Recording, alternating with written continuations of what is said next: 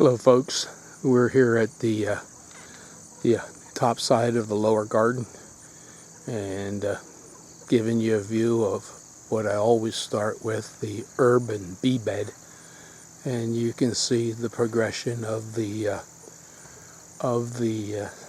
amaranth. And there's two kinds here, and the red, let's see if I can zoom in on him. It's just starting to bloom, and it's real pretty. It's called Love Lies Bleeding from Baker's Creek, and it's supposed to be a grain amaranth too, but I'm not so sure it's going to make a pound of grain per plant. Yesterday the bees were real busy. Well, of course they're busy today too, but not quite as busy as they were. I don't know if we can get some of these guys in. Yeah, there we go. Yeah, there are quite a few here, but it's not like a sunny day where yesterday was. Today it's been drizzling. So I thought I would give you a quick glimpse. I'll show you the fig tree and the progression it's made, and there's a few items. I'm not going to take a lot of time today, just because I don't want to take a lot of time. Okay, we're here at the fig tree, and it is now as tall as I am, but there, I don't know if you can see there or not. Try to focus it in. This thing is just absolutely covered up, and that doesn't look very good there. Yeah, that's better. Up and down the stem. Every limb has figs on, and I'm hoping that the season will be long enough here that I can get. This is an experiment for me, and this is the first time ever I tried this.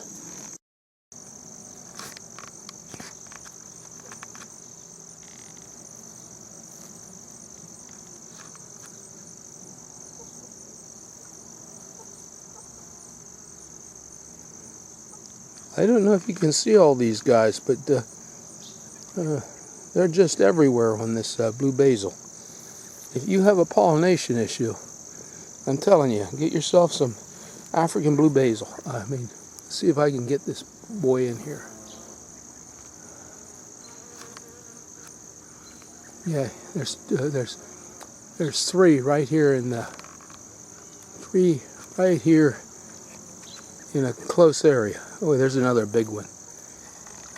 Sorry, I just get fascinated with bees. That's my Sunday afternoon thing to do, is come out and watch them do their thing.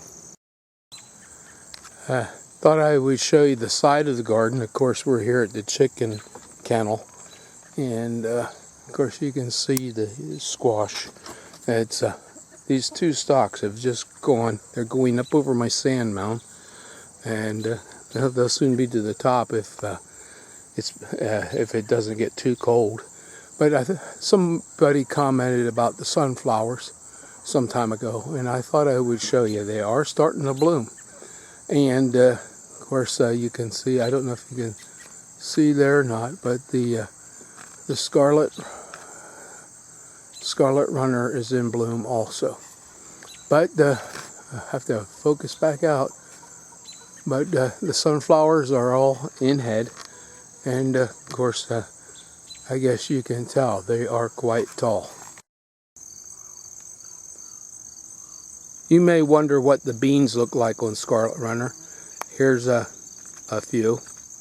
They're a very large bean, and I pick them for dried beans. They yield a large amount of dried beans. Okay, we're down here at the lower end of the lower patch, and of course you can see where the corn was. The turnips are up, pretty nice, and I've been picking string beans, and we've been eating string beans quite a bit, and you can see the beans I had planted after. Let's see if I can get this in focus, or where you can actually see it. There's 3.5 rows there, And yesterday I dug potatoes all day, and it was disappointing this year with the late frost. Most of the potatoes, at least 3/4 or more of them, froze. So the yield was very poor. I usually get like a pickup truck load and a half full. Now the corn's done remarkable. This week we picked almost a pickup truck load of sweet corn up on the upper patch, and and of course I mowed that down and planted a new kind of cover crop.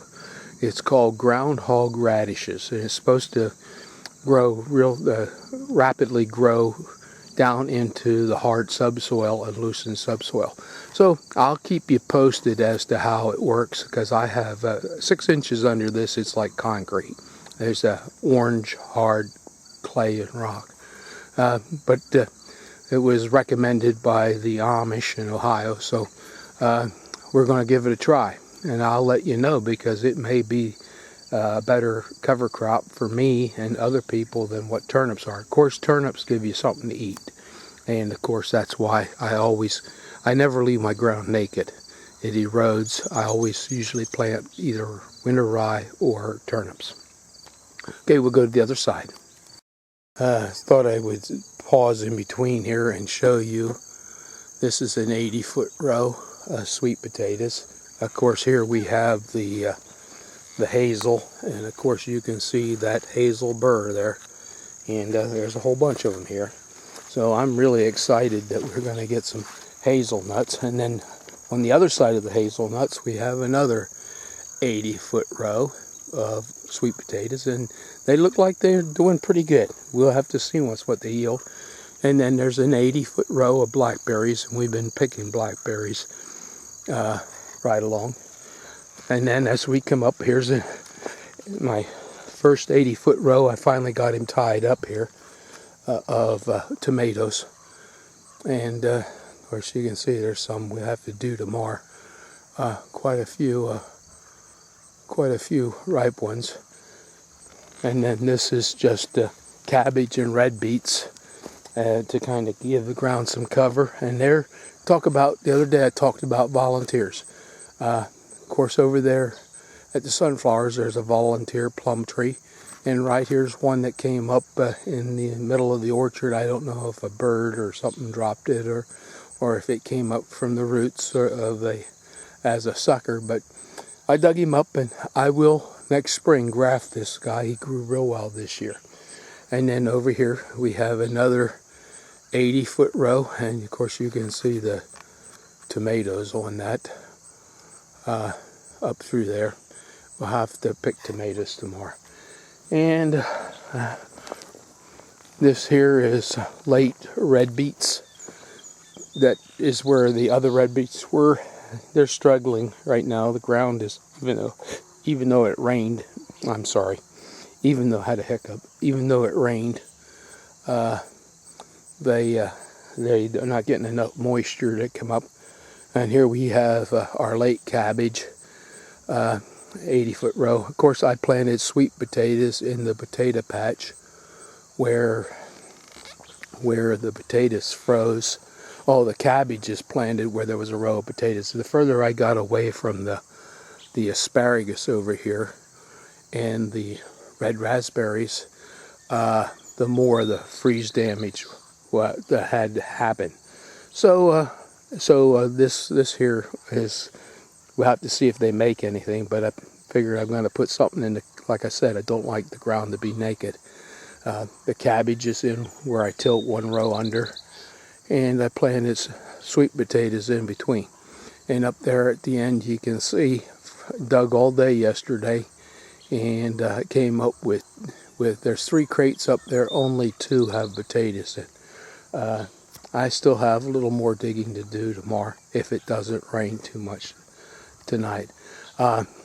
Another thing I need to let you know is that I was about just down the road here at the Mennonites' place today, and all the walnuts during that freeze froze, and there's no walnuts this year. Usually it's hanging full and the road's covered. Even you see that heartnut tree there, that usually my two heart nut trees up there, the one at the end of the mobile home and the other one in the right beside the herb bed, usually it's just hanging full of heart nuts or Japanese walnuts. There's none, and it was in full bloom when we had that frost in the middle of May. Okay, we'll go to the